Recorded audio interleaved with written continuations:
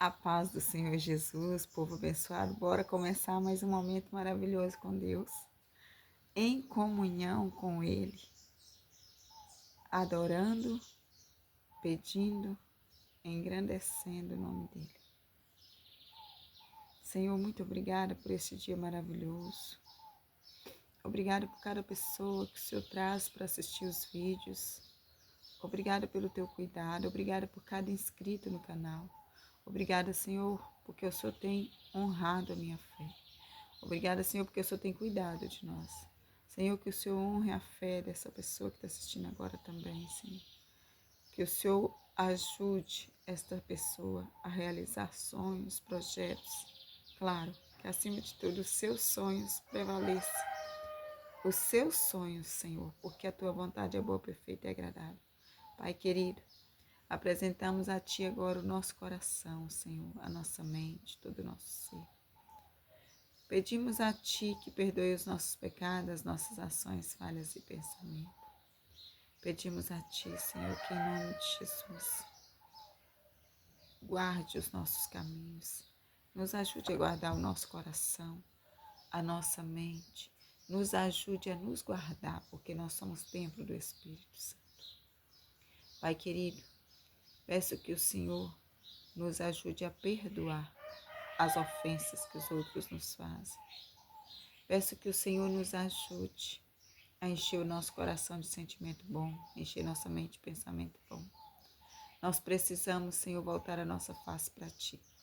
Estamos aqui e entregamos a Ti agora, neste momento, o nosso coração, a nossa mente. Peço que o Senhor não deixe que a nossa mente pense em mais nada a não ser o Seu reino. Peço que o nosso coração não sinta mais nada a não ser as coisas concernentes ao reino. Senhor, vamos estudar a Tua palavra. Peço que o Senhor ministre ao nosso coração neste momento. Tudo que o Espírito Santo quiser que a gente saiba, Senhor, tudo que o Senhor quiser ministrar ao nosso coração, ministre neste momento. Peço a Ti que em nome de Jesus nós tenhamos um dia abençoado na Tua santa e gloriosa presença. Que a gente consiga colocar em prática os nossos projetos, todas as tarefas diárias que a gente planejou, mas que acima de tudo a gente fique em espírito de adoração e oração o dia inteiro, porque é possível.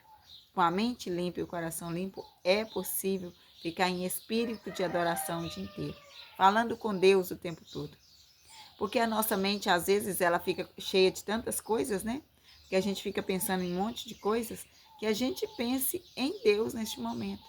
Que a gente fale com Deus em todo o tempo, seja em oração, seja em adoração, seja em louvor. Mas que a gente eleve os nossos pensamentos ao monte, que é de onde vai vir o nosso socorro. E o nosso socorro vem do Senhor que fez o céu e a terra. Corra lá, pega a tua Bíblia, porque a fé vem por ouvir e ouvir a palavra de Deus. E quando você lê, é melhor. Fixa mais no seu coração. Que o nosso coração seja uma terra fértil, onde a palavra do Senhor vai ser semeada e vai frutificar até 100 vezes mais. Que assim seja, em nome de Jesus.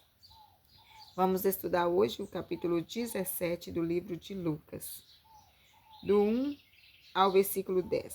Jesus disse aos seus discípulos: é inevitável que existam pedras de tropeço, mas ai de quem é responsável por elas.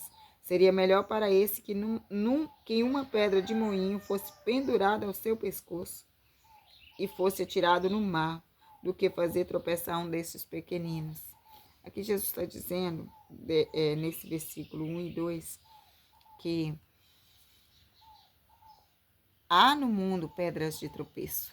Pessoas que levam o outro a pecar, pessoas que fazem coisas erradas, pessoas que caminham no caminho errado. Mas aí ele está dizendo, ai destes que fazem tropeçar um dos meus pequeninos, ai destes que ensinam coisas erradas. Ai desses que pregam o evangelho de forma errada, ai desses que faz coisas erradas. Que investe a palavra, ai desses que faz coisas desagradáveis a Deus. Que prega o evangelho, conhece Jesus e andam na carne. Ai desses, melhor seria que pendurasse nele uma pedra e ele fosse lançado no mar. Porque o que está guardado para ele é muito pior do que isso. É muito pior. No versículo 3 ao 10. Tenham cuidado. Se um irmão pecar, repreenda-o. Se ele arrepender, perdoe-lhe. Se pecar contra você 7 vezes num dia e 7 vezes vier para te dizer estou arrependido, perdoa-lhe. Então os apóstolos disseram ao Senhor, aumente-nos a fé.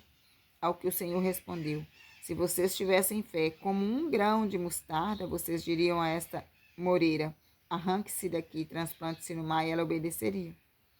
Qual de vocês, tendo um servo ocupado na lavoura ou em guardar o gado, vai dizer, quando ele volta do campo, venha agora mesmo e sente-se à mesa?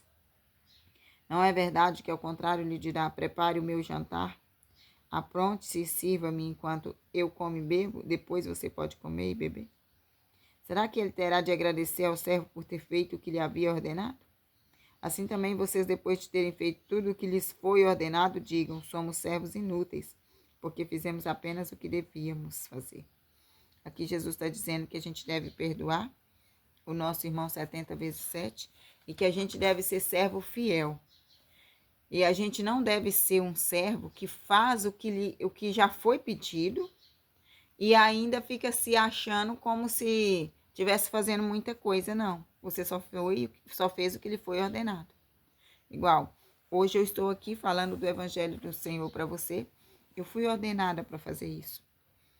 Mas eu posso fazer mais durante o meu dia. Eu posso fazer mais do que Deus me ordenou. Porque isso daqui já é o que Ele me mandou. Eu não tenho que me engrandecer e me sentir honrada, tipo, eu já fiz a minha obrigação. Não. Eu tenho que fazer mais do que eu fui chamada. É a mesma coisa quando você trabalha num serviço. A sua função é uma. Quer dizer que porque você exerce aquela função, você não pode fazer outra? Você não pode ajudar o seu amigo ali de trabalho em outra função? Você foi ordenado a fazer a sua função. Mas não significa que você não pode ajudar o outro a fazer a dele. Que você não pode fazer um pouco mais do que lhe foi ordenado. Eu concordo que quando a gente está trabalhando, eu concordo realmente. A gente não deve se limitar a fazer somente aquilo que nos é ordenado. Só a nossa função. A gente deve ajudar o nosso próximo que está ali ao redor. E em todos os trabalhos que eu fiz isso. Eu não me limitei somente ao meu trabalho, à minha obrigação. E com a palavra de Deus, eu quero também ser assim. Eu não quero me limitar só em pregar o Evangelho agora de manhã, no vídeo que será postado agora de manhã. Eu quero pregar o Evangelho em todos os lugares onde eu for. Eu quero fazer com que o reino do céu seja prioridade em todos os momentos. Então, o servo bom é aquele que faz o que foi mandado e um pouco mais. É isso que Jesus está dizendo aqui. O servo fiel é esse, que faz o que foi mandado e ainda faz mais, tanto para o seu patrão, para o seu Senhor, como para o nosso Deus. No versículo 11 ao 19. De caminho para Jerusalém, Jesus passava pelo meio de Samaria e da Galileia. Ao entrar numa aldeia, saíram-lhe ao encontro 10 leprosos, que ficaram de longe e gritaram, Jesus, mestre, tenha compaixão de nós. Glória a Deus. Jesus, tenha compaixão de nós. Dai-nos um coração de carne, tira o coração de pedra. Escreve o seu mandamento no nosso coração, Jesus. Perdoe os nossos pecados, né? Nos ajude a ser obediente, Jesus. E resiliente, ter passos ordenados. Versículo 14. Ao vê-los, Jesus disse, vão e apresentem-se ao sacerdote. Aconteceu que indo eles foram purificados no caminho, né? Esses leprosos foram purificados no caminho. Eram 10. Pediram Jesus a cura e Jesus falou, vão e apresentem-se ao sacerdote. No caminho eles estavam indo e foram purificados no caminho. No 15 está dizendo, um dos 10, vendo que estava curado, voltou dando glória a Deus em alta voz e prostrou-se com o rosto em terra aos pés de Jesus, agradecendo-lhe. E este era samaritano. Então Jesus perguntou, não era 10 os que foram curados? Onde estão os 9? Não se achou quem voltasse para dar glória a Deus, a não ser este estrangeiro? Ele disse, levante-se e vá, sua fé salvou você. Veja que, no caso, os outros continuaram indo lá para o sacerdote, né? E este voltou correndo, porque ele viu que foi curado, ele voltou para dar glória a Deus e deu glória ao Senhor, se prostrou diante dos pés de Jesus.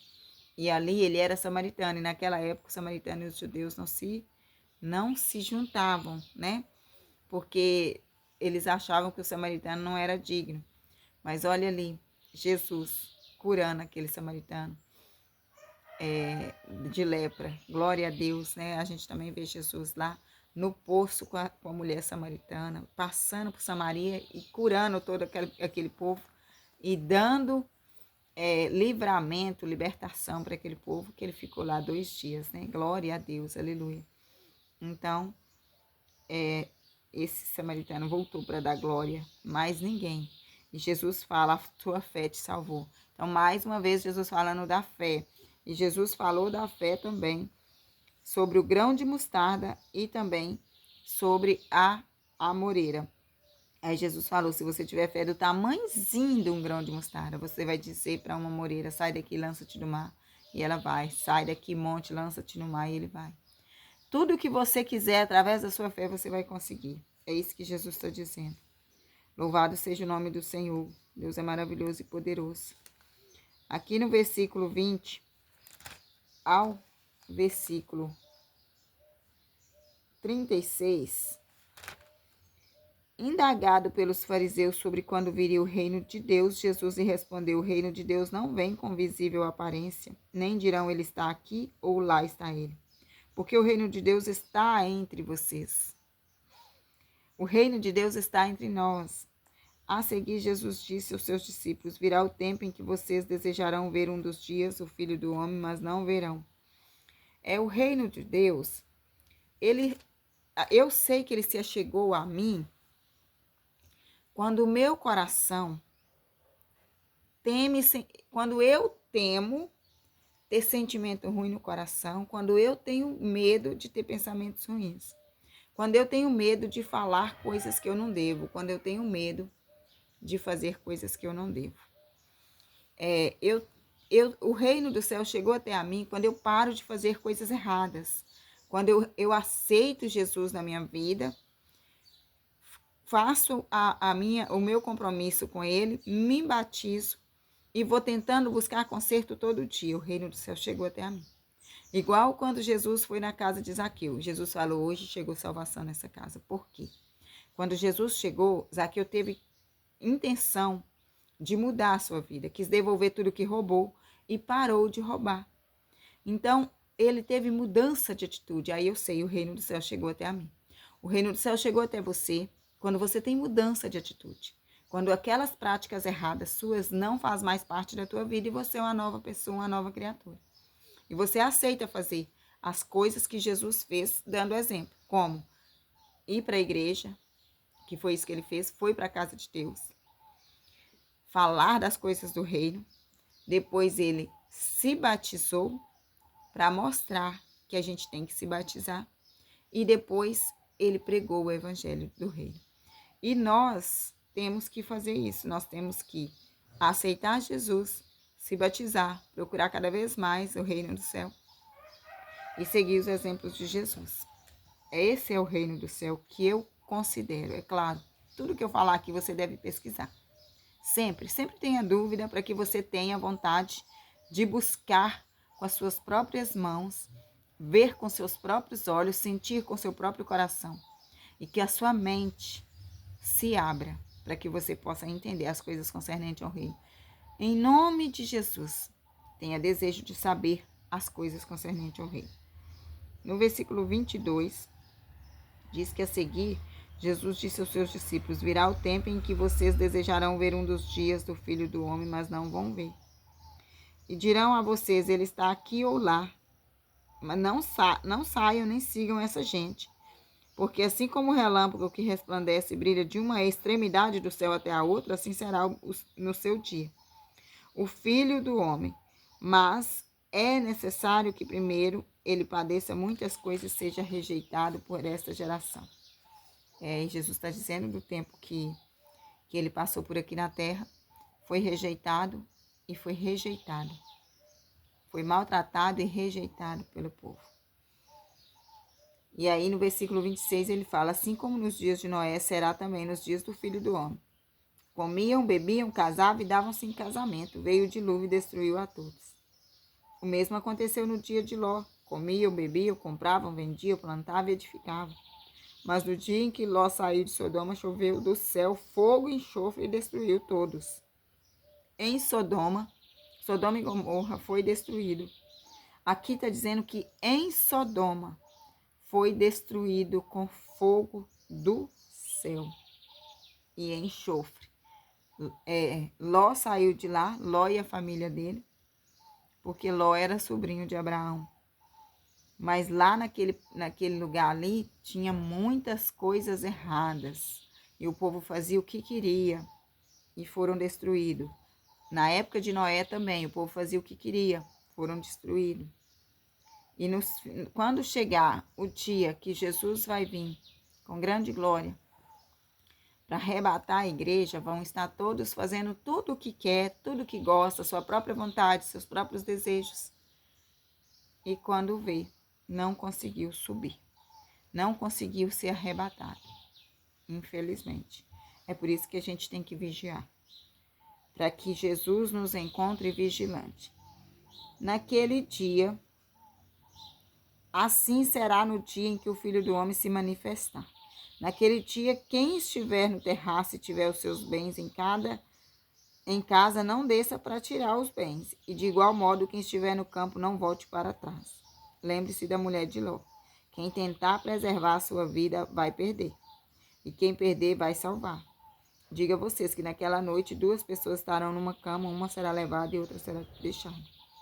2 mulheres estarão juntas moendo trigo, uma será tomada e a outra será deixada.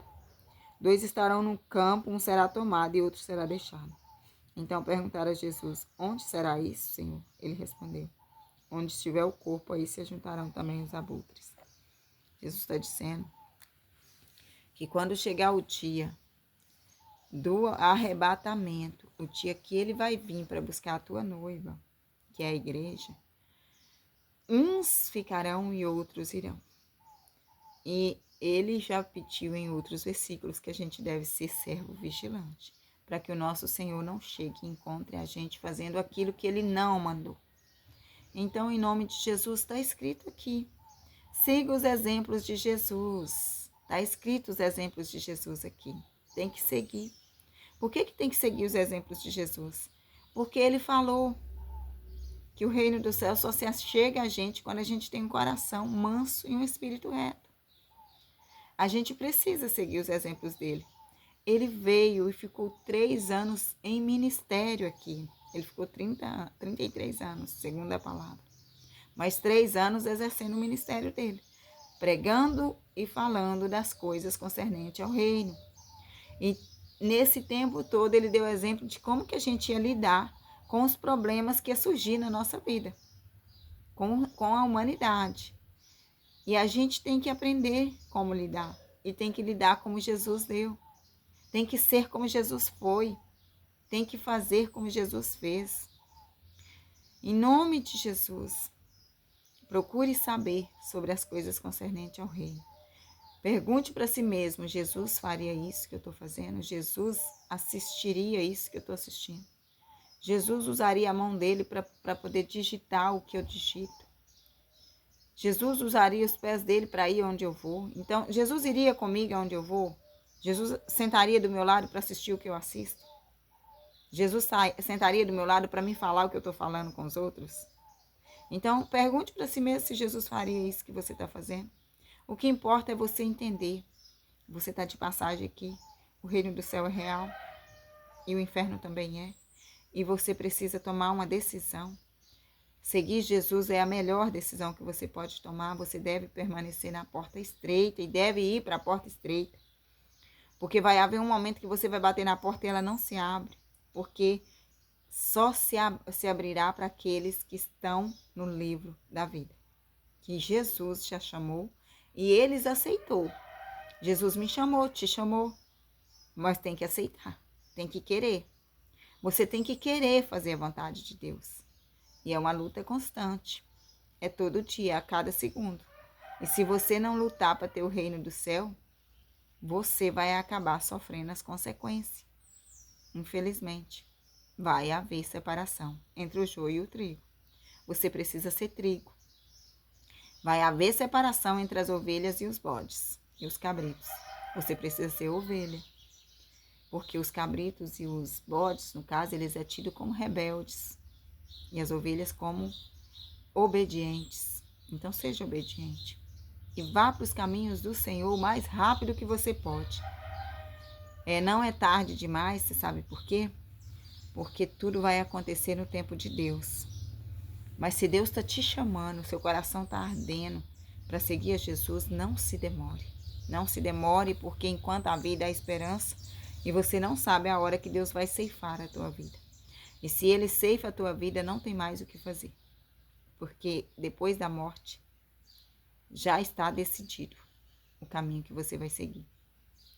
Depois da morte não tem como mais voltar atrás. A gente leu no capítulo anterior, está aí gravado, do rico e o Lázaro. E depois da morte não teve mais o que fazer. O rico até quis, pelo menos avisar os irmãos dele aqui, para que eles não fossem parar naquele tormento. Mas aí Abraão falou, eles já têm lá a lei de Moisés. Não precisa de sair. Ele queria que Lázaro voltasse e avisasse para os irmãos dele, para que eles não fossem parar naquele tormento. Aí ele pediu muito, muito para Abraão, pai Abraão, manda Lázaro ir lá avisar para os meus irmãos tudo que está acontecendo aqui, para que eles não venham cair neste lugar que eu caí. Pelo menos ali ele teve uma preocupação com o outro, mas já era tarde, não tinha mais o que fazer. Ele não tinha mais como regenerar, ele não tinha mais como sair daquele lugar. Então, uma vez que foi morto, não tem mais como voltar atrás. A sua salvação é agora. Depois da morte, não tem mais o que fazer. Então, em nome de Jesus, como a gente não sabe quando que é que Deus vai colher a gente não sabe quando vai morrer, é melhor seguir a Jesus hoje, porque daqui a alguns segundos, pode ser que não dá tempo mais.